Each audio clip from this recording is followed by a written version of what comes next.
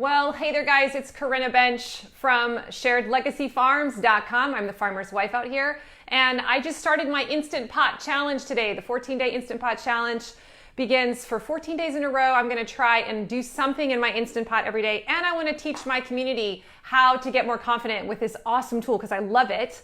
And so today I'm just doing my part 2 training, really simple. I'm gonna show you the saute function of the Instant Pot.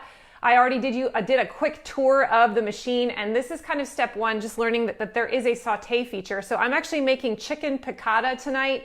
And so one of the very first step in that recipe is to saute the chicken in the Instant Pot before I even try to pressure cook it in here. So that's all I'm gonna focus on for this video. I'm not gonna show you how to close it and hit manual and time it and all that. I'm just gonna show you the saute function because this is often a step that's part of the process of learning how to use an Instant Pot. Okay, so I plugged it into the wall. There is a button down here in the bottom left corner on my model that says saute. So I'm gonna push that.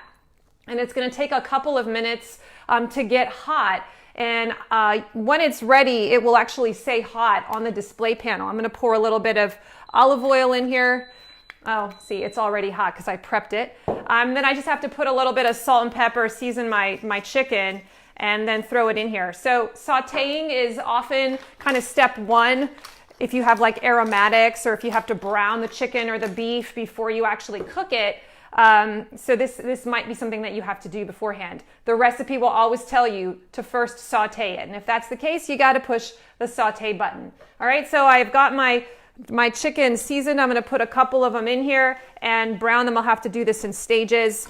And it's, I think, 2 or 3 minutes per side. So I'm not going to keep you that long, but I just wanted to show you that's how you do the saute function. When I'm done with sauteing the chicken and it's time to actually cook it, I have to turn off the saute function. And to do that, you push the cancel button, which is on the bottom level down here. And when this is done cooking, I will push cancel, and then it will be time to seal the chamber. So that's today's training, is how to use the saute function.